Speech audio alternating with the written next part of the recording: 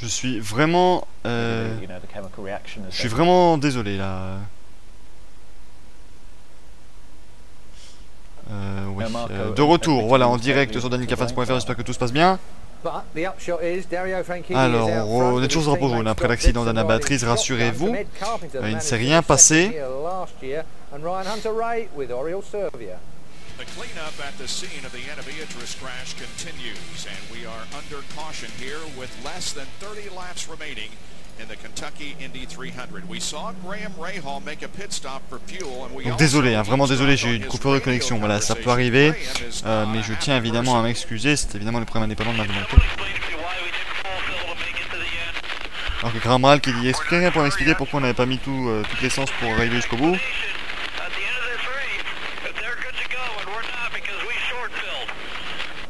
Et si à la fin de cette course, ils peuvent tous aller, enfin s'ils ne doivent pas s'arrêter encore une fois, et nous oui, parce qu'on a mis moins d'essence, il va y avoir des explications qui seront... il va falloir me donner des explications. Graham Rahal, ouais, pas très content.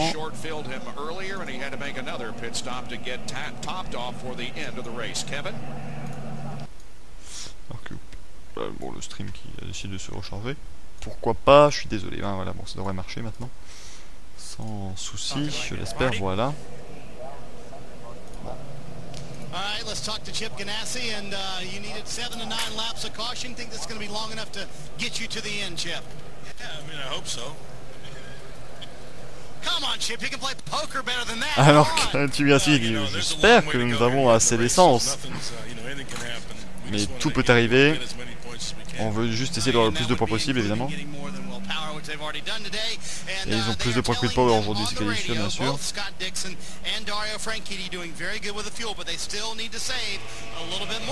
Alors qu'ils n'ont pas encore assez d'essence, je vais dire, au niveau des Chip Ganassi Racing. Ils doivent encore économiser un peu plus. Let's take a look at what's going to happen in 2 weeks in the period leading up to the 2-week race. On Wednesday, an autograph session in Las Vegas, a parade and kickoff party on Thursday, Friday, celebrity and VIP blackjack and blackjack. Oula, alors que notre ami américain a eu du mal à dire blackjack, c'est pas si compliqué pourtant. Et donc on rappelle, le 16 octobre, 21h30, la dernière manche de la saison 2011 de la IndyCar Series. And of course, we will have the final Firestone Indy Lights race and the final IZOD IndyCar Series race to determine the champion. And the big IndyCar Championship Celebration Banquet is on Monday night, the 17th. What about Vegas, Tag? Alors ici, vous voyez toujours. We'll be back in the saddle. Danny will drive the two-time pole car again to try to win that race. So it'll be 2 Bowers and Wilkins car on the racetrack, and I guess we'll drive with nothing to lose. And normally when you're in Vegas and you play with nothing to lose, it's a pretty good show. So thanks to all the fans with all the. C'est vrai qu'à Las Vegas, il y aura pas mal de monde qui n'aura rien à perdre. Alors je ne comprends pas. Pourquoi d'un coup on a plein de publicités qui s'affichent? Ça m'énerve, bon je comprends pas. Et vous voyez Wade Cunningham qui, rappelons-le, normalement devait avoir la peinture de notre ami Daniel qui était venu un petit peu plus tôt sur le chat. Il y avait des petits problèmes avec le sponsor de Wade Cunningham qui n'a pas respecté tous ses engagements, et donc eh bien ils ont dû prendre la voiture la peinture de la voiture de Martin Plowman, de la numéro 17. Bon, c'est quoi ces pubs là? Pourquoi il y a plein de pubs aujourd'hui, enfin maintenant et pas tout à l'heure, je ne comprends pas. Donc on va fermer à chaque fois, c'est pas grave, ça va nous rappeler New Hampshire. J'ai l'impression qu'ils savent que les meilleures courses ici en IndyCar Series c'est sur Oval, donc ici ils vont mettre plein de pubs sur les courses Oval et rien du tout sur les courses routières. En tout cas on espère, le 16 octobre normalement la course devrait être diffusée en très bonne qualité, je l'espère en tout cas. Moi je devrais recevoir un stream d'excellente qualité. En tout cas, d'ailleurs Franck qui mène toujours au Kentucky Speedway, on se retrouve juste après ça.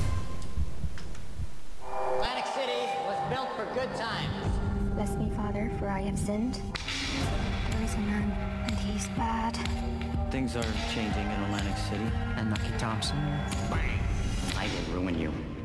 All of you. This is a race!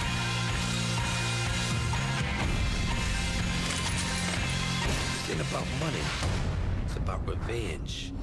Brand new Boardwalk Empire starts Saturday at 9, Sky Atlantic. Hello. If you can't work because of long-term illness or injury, it can feel like the rug being pulled out from under you. Savings only go so far, so it's good to have a backup plan, like income protection. You get it through work, which means you still get paid monthly. Find out more at backupplan.com. Unum, because everyone needs a backup plan. For your exclusive Meerkat Toy by car, van, home or pet insurance, so compare themarket.com. Simples. At British Gas, our cover covers more than you might think. Whether it's a faulty kitchen appliance, a broken boiler, burst pipe, or a blocked drain. You can count on us to come to your rescue. Look after your world with British Gas. Whatever you do for charity, Just Text Given by Vodafone is a new, easy way for people to raise money. Using a unique code, donations can now be made by text. Fundraising will never be the same again. De retour en direct, encore 24 tours dans cette avant-dernière course de la saison 2011 d'Izel IndyCar Series. Dario Franchitti toujours en tête, et je pense que même lui n'a toujours pas compris comment il est arrivé en tête de la course après la première salve d'Aerostand. J'espère que tout le monde entend bien encore et suit encore de bonne manière cette course, je l'espère en tout cas. Je sais, je suis 10 millième visiteur, mais bon, ça ne m'intéresse pas trop.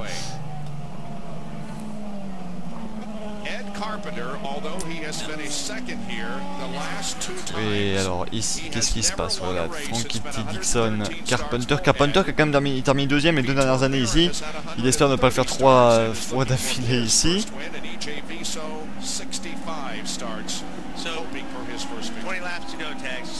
Alors, il reste 23 tours. Ah non, ne dis pas que non, je crois que ça relaguait. Les coéquipiers aux 2 premières places, bon bah là je pense qu'ils vont pas trop s'attaquer. Ah non, il va pas commencer à bugger maintenant le lien, hein, s'il te plaît quand même. Quand même. Donc voilà, au 178e tour, le drapeau vert va être agité. On va partir avec 22 tours à parcourir.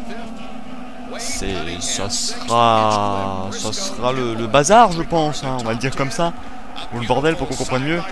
C'est reparti, drapeau vert au Kentucky Speedway, 22 tours encore à parcourir. Et il y a Ed Carpenter qui prend la 2e place directement. Ed Carpenter 2e, derrière Franchitti. Donc Franchitti n'a plus son équipier derrière lui. Et derrière, le gros peloton dans la ligne droite arrière. Dixon côte à côte avec Hunter Ray derrière. Ouh la bagarre, très gros, c'est limite, c'est limite. Et Franchitti qui doit se bagarrer avec Carpenter. Carpenter qui est surmotivé pour remporter sa première course d'Izel IndyCar Series, bien entendu, lui qui a terminé 2 fois 2e ici. En Kentucky Speedway. 21 tours encore. 21 tours à parcourir avant l'arrivée de cette avant-dernière course de l'année. Allez, vous voyez, toujours Dixon contre Hunter Ray. Oh, attention, là ça se décale dans tous les sens, là, ouais. Avec Danica notamment qui s'est pas mal décalé. Et notre ami commentateur qui dit notre moniteur s'est allumé comme un sapin de Noël au restart parce que tout le monde a appuyé sur push to pass sauf Wade Cunningham qui lui n'en a déjà plus. Et évidemment quand on a 20 tours de la fin sans push to pass c'est pas pratique. On va tenter de regarder un petit peu la position de Will Power. Apparemment il est 19ème Will Power actuellement.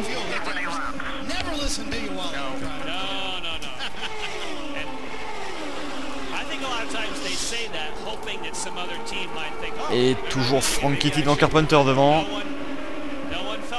Ouh, Carpenter qui tente à l'extérieur. Et ils sont, regardez-moi ça, ce paquet là pour la 3e place. Et regardez la bagarre entre Franchitti et Carpenter. C'est oh là là, Carpenter qui semble très rapide avec la voiture du Sarah Fisher Racing. Ils sont côte à côte. Bagarre pour la tête de course. Il reste 15 push to pass pour Franchitti, 9 seulement pour Ed Carpenter. C'est la situation inverse d'il y a 2 ans entre Briscoe et Carpenter. Briscoe avait beaucoup moins que Carpenter des push to pass. C'est aussi Carpenter qui se retrouve avec moins de push to pass. Et à l'extérieur, ils sont côte à côte. Ed Carpenter qui pourrait faire se lever les foules évidemment ici. Regardez, il prend l'avantage de la ligne droite arrière. Il est... Oh, regardez, il va peut-être passer devant. Non, pas encore. Allez, c'est pas terminé pour Ed Carpenter. Je ne prends pas de favoritisme évidemment, mais je suis juste excité par cette extrêmement belle bagarre ici. J'en perds mes mots. Et Messilab et à sur la ligne d'arrivée. Apparemment Carpenter n'arrive pas à passer avant la ligne d'arrivée.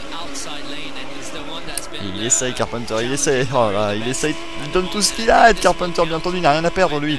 C'est son avant-dernière course de la saison comme tout le monde, mais il n'en a pas fait beaucoup avant, évidemment, Ed Carpenter pour le Sarah Fisher Racing. Côte à côte. Et derrière, vous avez toujours la bagarre entre les 53 pilotes pour la 3ème position là.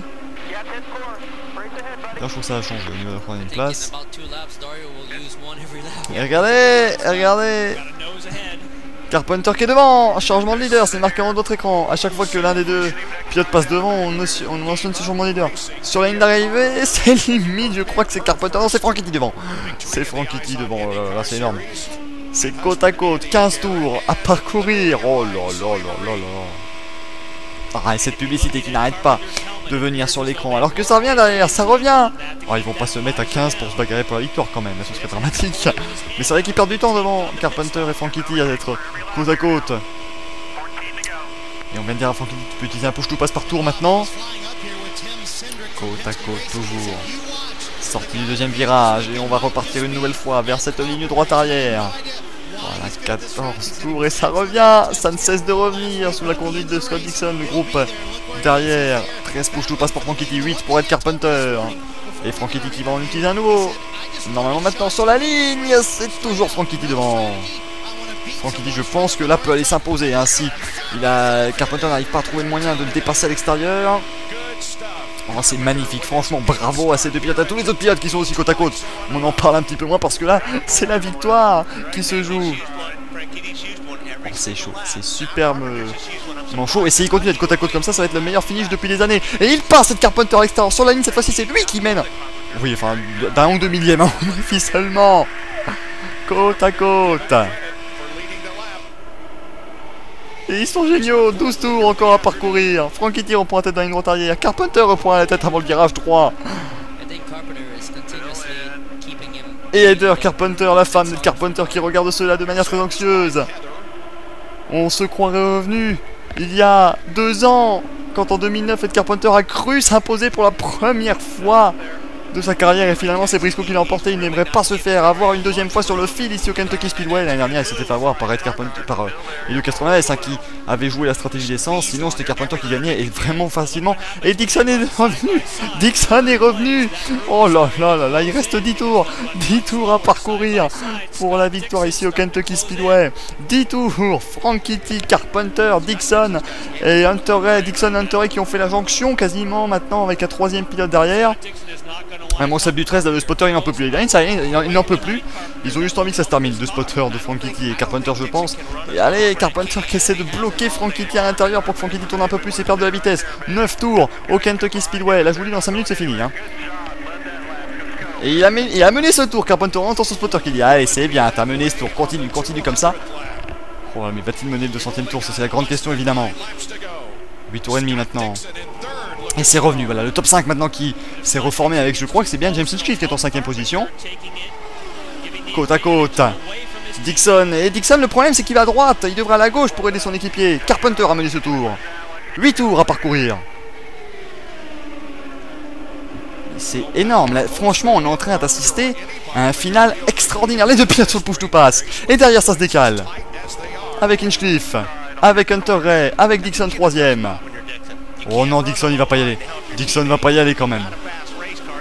Dixon va pas y aller pour le tri-ride. 7 tours à faire. Et Hunter Ray qui va passer 3ème maintenant.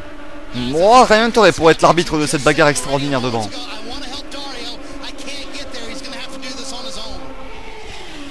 Côte à côte. Regardez ce paquet. Ouais, et derrière ça remonte encore. Hein. Derrière ça remonte encore. Parce que maintenant les 2 premières lignes sont 2 par 2. 6 tours. 6 tours à parcourir. Wade Cunningham qui est 6ème. Et oui, on en a oublié d'en parler. Il est 6ème, Wade Cunningham. Oh, quelle fin de course extraordinaire. Bravo déjà à tous ces pilotes là qui sont en train de nous mettre un spectacle. Regardez-moi ça, ils sont tous là. Ils sont au moins là une bonne vingtaine de voitures quasi en une seconde. Côte à côte toujours. 5 tours. Les 5 derniers tours. Et on va continuer de décompter jusqu'à l'arrivée. Cette fois-ci c'est Franchitti qui a mené. 5 tours, 5 push-to-pass pour Ed Carpenter, je crois. Et oh là là, regardez Scott Dixon là. Bon, attention derrière, ça se décale beaucoup. Dixon a repris la 3ème position devant Hunter Ray. Carpenter a repris la tête de la ligne droite arrière, comme d'habitude. Franchitti la reprend dans le virage 4, comme d'habitude. Et Carpenter contre Franchitti sont côte à côte. Et c'est... Oh, c'était limite. Et Dixon est là. Dixon va faire 3 fonds. Là, Dixon va faire le 3 fonds, c'est terminé. 4 tours encore à parcourir. Et donc, à mon avis, on passera à la ligne d'arrivée à 3 fonds. Maintenant, qui sera le vainqueur? Ça, c'est une grosse question. Oh là, mais ils sont fous. Enfin, on n'ose presque pas évidemment cligner les yeux parce qu'il passe tellement vite. Il reste 3 tours. Ed Carpenter qui mène à 3 tours de l'arrivée, juste d'un nez devant Dario Franchitti. C'est génial, bravo. C'est ça la Izod IndyCar Series comme on l'aime, bien entendu. Et c'est là que vous vous dites tous, mais bon sang, j'ai bien fait de venir parce que c'est franchement génial à regarder. Et je regarderai Las Vegas le 16 octobre à partir de 21h30. La course entière cette fois-ci, pour ceux qui viennent de nous rejoindre au Kentucky Speedway. Il reste 2 tours à parcourir. D'un côté, on a Dario Franchitti, leader virtuel du championnat pour le Chip Ganassi Racing et déjà triple champion IndyCar. De l'autre côté, on a Ed Carpenter qui roule pour le tout petit Sarah Fisher Racing. Il n'a jamais remporté de course en IndyCar Series. Et Scott Dixon qui va tenter le 3 de front. Ils sont côte à côte devant pour la victoire. Il reste un tour et demi. Un tour et demi, et Dixon qui va tenter 3 de front. Il est obligé de tenter 3 de front parce qu'il doit tenter tout ce qu'il peut pour aller chercher une nouvelle victoire. Et voilà, ils sortent du dernier virage. Drapeau blanc, c'est le dernier tour de piste au Kentucky Speedway, l'avant-dernière manche de la saison 2011 d'Izod IndyCar Series. Franchitti contre Carpenter. Carpenter qui revient 2 ans en arrière où il a failli s'imposer. Franchitti n'a plus de push to pass. Carpenter a encore un push to pass. Ça pourrait être la différence. Carpenter qui appuie sur le push to pass, c'est côte à côte. Virage 3. Virage 4. Carpenter qui a dû un petit peu glisser. Ils sont côte à côte sur la ligne. Et le drapeau d'Amier est agité. Qui va s'imposer? On ne sait pas. C'est Carpenter. Carpenter s'impose. Ed Carpenter remporte sa première victoire en Izod IndyCar Series. Bravo. Victoire d'Ed Carpenter devant Dario Franchitti, Scott Dixon et les autres. Ed Carpenter, il a enfin sa victoire au Kentucky Speedway. Il a gagné.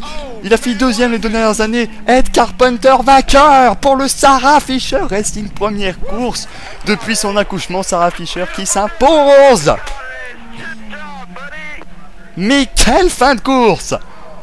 Et Ed Carpenter. Génial! Pas pour la victoire de Carpenter que je dis ça, mais pour la course qu'ils nous ont mis.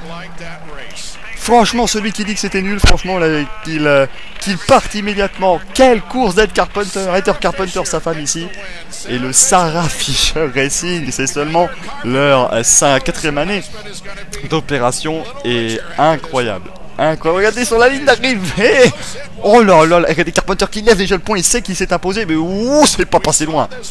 C'est pas passé loin quand même. Et enfin, Carpenter s'est imposé.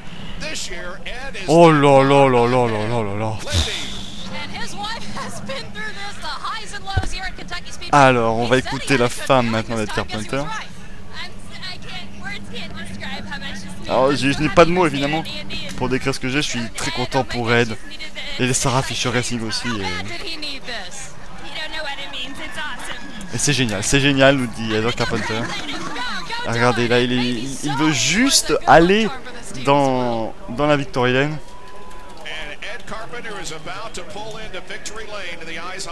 Oh là là, qu'est-ce que c'était incroyable. Alors là, Sarah Fisher va pouvoir aller dans la victory lane pour la première fois de sa carrière. Ed Carpenter va pouvoir aller dans la première victory lane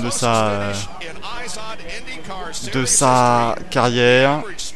Michael Power doit finir aux alentours de la 16 ou 17e position, je pense, Michael. Will Power, donc au championnat, Dario Franchitti sera le nouveau leader, hein, je pense. Au championnat, on va attendre les classements officiels, mais là on célèbre la première victoire en carrière d'Ed Carpenter. Ed Carpenter, vainqueur au Kentucky Speedway, et il se gare directement dans la victory lane, bien entendu. Pas de donut cette fois-ci pour Carpenter, il veut juste sortir la voiture, fait ouais. Bien entendu, Ed Carpenter, on rappelle, il vient de l'Indiana en plus, hein, donc c'est vraiment l'américain et le fan d'IndyCar, tout ça, pure souche. Et là, franchement, pour une première victoire, c'est flamboyant, hein. On a des pilotes qui viennent chercher leur première victoire simplement comme ça à la consommation d'essence ou quoi. Non, je ne parle pas d'une certaine pilote, non, mais bon, voilà, ça arrive, mais voilà, je pense que des pilotes, s'ils pouvaient choisir leur première victoire, ce serait bien entendu à l'Indy 500 par n'importe quel moyen. Et ensuite, ben aussi quand même, avec la manière, comme l'a fait aujourd'hui Ed Carpenter. Alors ici, regardez, 98 10 millièmes.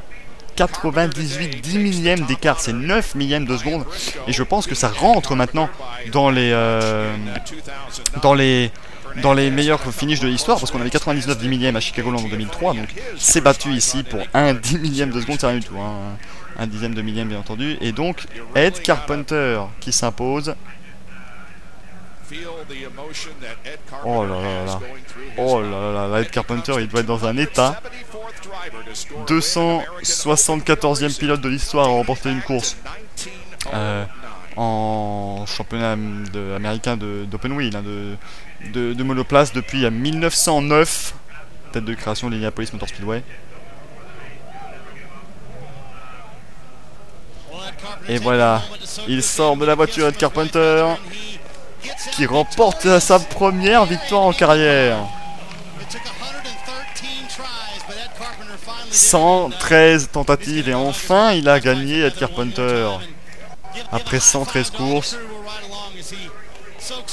Et Carpenter, on sait qu'il est très bon Kentucky, mais alors là, aller jusqu'à gagner avec une voiture du Sarah Fisher Racing. Incroyable. Alors Ed. Alors c'est beaucoup mieux que ce que j'aurais pu imaginer. Je savais qu'on avait une meilleure voiture que Dario. C'était une course bizarre, ma visière est sortie à un moment, enfin bon bref, c'est des trucs très bizarres qui se sont passés aujourd'hui.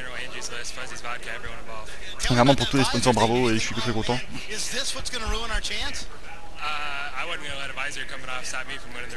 Et je n'avais pas laissé une visière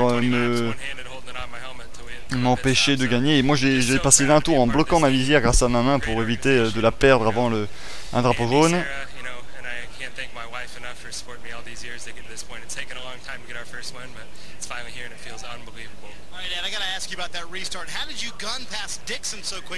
Oh, évidemment, hein, le dépassement sur Dixon dès le restart, dès le dernier restart, c'est vraiment ça qui lui a permis aussi de gagner la course.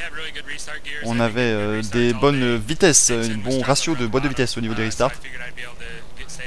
Donc je savais que je pouvais directement passer Dixon si je prenais un bon restart. Regardez ici un restart de rêve, hein, pour Ed Carpenter.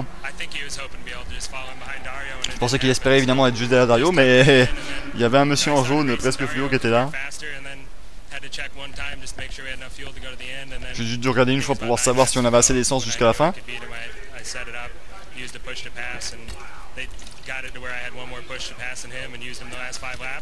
Je savais que j'avais plus de push to pass à lui et je l'ai utilisé les 5 derniers tours et voilà, j'ai gagné. Ed Carpenter toujours très réservé, je vais dire, même pour sa première victoire ici. Ed Carpenter, mais voilà, c'est lui, on rappelle, en 2004 c'était un rookie qui cassait pas mal de bois, on disait bah, il est nul, rien à faire en IndyCar, et voici qu'il gagne une course maintenant. Bravo à Ed Carpenter. Alors Dario Franchitti, alors c'était génial déjà. J'ai bien apprécié, j'aurais plus apprécié évidemment si j'avais battu Ed Carpenter. Voilà, alors je ne pouvais pas le laisser passer devant moi évidemment, donc j'ai utilisé mes push to pass pour éviter qu'il me dépasse complètement et qu'il reste à côté de moi. Et donc on est juste derrière. Au niveau des points évidemment c'est génial. Et ils étaient, les gars de mon équipe étaient géniaux dans les stands.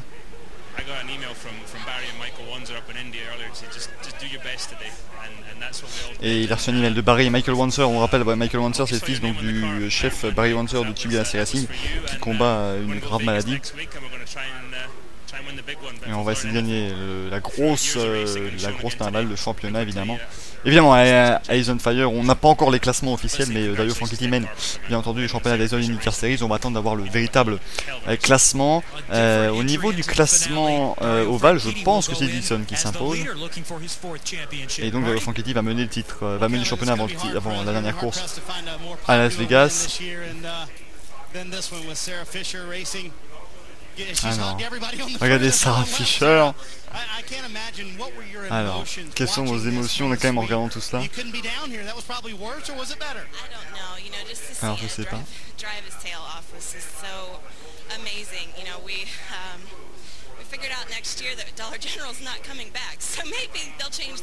Alors on a su malheureusement un peu plus tôt dans la semaine que notre sponsor ne reviendra pas pour l'année prochaine. Peut-être qu'ils vont changer d'avis. Je n'ai pas été à l'usine pendant 3 semaines. Et on va attendre évidemment la fille de Sarah Fisher. C'est la première course depuis qu'elle a son enfant et puis on met la victoire.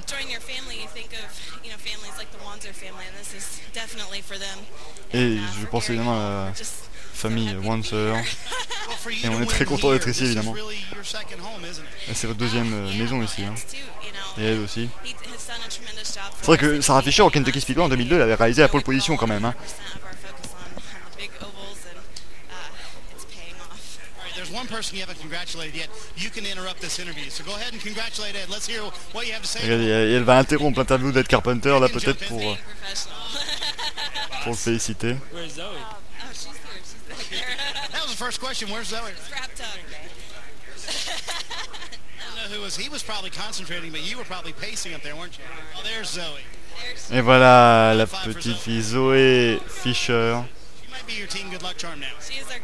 Et voilà, c'est le porte-bonheur de l'écurie.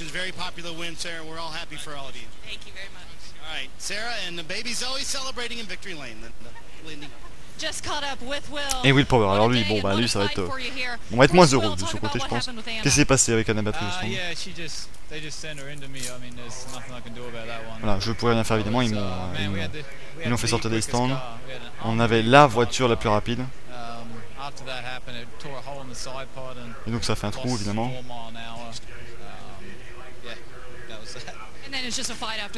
Et puis après bah, il a fini 19ème Will Power. 19ème ça fait 12 points. Dario Franchitti en a 42. 30 points, c'était lui il me semble avec 5 points d'écart au championnat. Donc Franchitti mènerait avec 25 points avant la prochaine manche. Mais on va attendre officiellement le classement du championnat. Et notre voiture était très rapide. On était juste parti hein, au premier relais.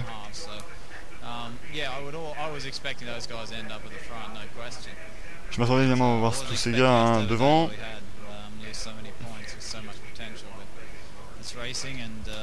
C'est la course.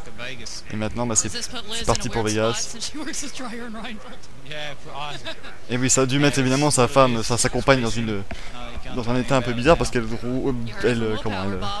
travaille pour l'écurie dans la batterie forcément. Alors, on n'a pas encore le classement. Donc 113e départ en carrière pour Ed Carpenter avec la 6e arrivée la plus serrée de l'histoire de l'Izod IndyCar Series. Regardez ici, ouais, on a gagné. Et donc on va peut-être avoir le classement du championnat ici. Et donc voilà, le Sarah Fisher Racing. Et vraiment, c'est une année incroyable ici. Hein. Après les 500 miles d'Indianapolis remportés par le Brian Herta Autosport qui ne faisait que sa deuxième course en carrière. Et puis ici maintenant Sarah Fisher Racing qui remporte également une course avec Ed Carpenter au volant. C'est absolument incroyable. On est vraiment dans une saison de folie qui verra eh bien, une conclusion, je pense également, de folie dans maintenant 2 semaines. Nous serons en direct à partir du 16 octobre. Ce sera à 21h30, la dernière course du championnat 2011 d'Izod IndyCar Series à Las Vegas. J'espère vous retrouver très nombreux, au moins aussi nombreux qu'aujourd'hui, peut-être même plus. Je vous remercie du plus profond de mon cœur. Merci encore beaucoup à tous de nous avoir suivis ce week-end au Kentucky Speedway. 2 semaines, c'est tout ce qu'il faut attendre maintenant pour savoir qui va devenir le champion 2011 d'Izod IndyCar Series. Dario Franchitti contre Will Power, ou est-ce que Dan Wheldon pourrait venir chercher la victoire et les 5 millions de dollars qui iront avec lui, avec 2,5 millions pour lui et 2,5 millions pour un fan euro qui aura la chance de peut-être rester un petit peu au circuit encore avant de complètement se quitter. Vous voyez toujours la victorienne avec Ed Carpenter qui s'impose pour la première fois de sa carrière. Enfin il va pouvoir mettre un petit 1 à côté de la colonne victoire. C'était depuis 2004. En 2004 il avait commencé chez Red Bull Chiver Racing, il se crachait quasi à chaque course et maintenant il est devenu là un nouveau vainqueur. Écoutez. Et voilà.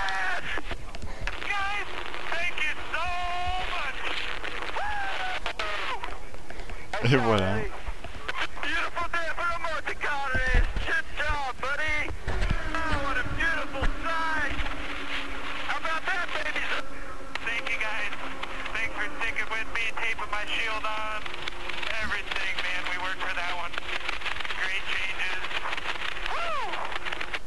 Et voilà, donc ça c'était les réactions à la radio avant et après l'arrivée. À ce moment-là, il dit ouais, et j'avoue que moi je faisais partie des sceptiques au début. Quand on m'a annoncé qu'Ed Carpenter était chez Sarah Fisher Racing, j'ai fait bon bah voilà, il finira 20ème à chaque course, ça va être génial. Le début de saison m'a donné raison, et puis là voilà, incroyable, incroyable. Et Scott Dixon est quand même champion hein, du AJ Foyt Oval Championship, avec 10 points d'avance sur Frank Whitney, donc c'est déjà pas mal. Bon voilà, malheureusement, on va se quitter ici. Donc le championnat, je dirais de manière officieuse que donc eh bien c'est Tadeo Franchitti qui mènera le championnat, c'est une évidence avant Las Vegas. 25 points d'avance, je pense qu'il aura 25 points d'avance avant la dernière course de la saison. 24 parce que Power a gagné un point pour la pole. Donc normalement il y a 24 points d'écart entre les deux pilotes. Ça va être dur pour Power. C'est pas impossible, en tout cas on va avoir un très beau show en direct de Las Vegas à 21h30 le 16 octobre. Merci encore une fois à toutes et à tous de votre fidélité. Merci encore à nos amis de French Motorsport qui ont assuré un très court intérim au début de la course, car je n'étais pas sûr évidemment de pouvoir être présent à vos côtés. Merci à tous et on se retrouve dans 2 semaines. À bientôt, au revoir, ciao. That was a bit frustrating, and then when you got inside somebody, you couldn't complete it. But you know, it's what we got at the moment. It's what we got to deal with, and it's still extremely tough racing, but you know, not the way that you'd want to do it. All right, still a good day for Scott Dixon. He comes home third. Lindy? James Hinchcliffe, your last mile and a half was Texas. Not so good. Night and day here. What changed? Yeah, I mean, it was our worst race of the year. So when we saw the schedule looking at 2.5 miles to finish off the season, we were really nervous. But you know, credit to the Newman Haas guys. They worked so hard to make sure that we didn't have a repeat of the problems we had in Texas, and rolled off strong, qualified our best qualifying of the year, which was great. And in the race, you know, we were racing, and we had a bunch of problems in the pits. All 3 pit stops, we lost positions for various reasons, and you know, not all our fault. Sometimes just sort of circumstance. But we had a great car. We got back on those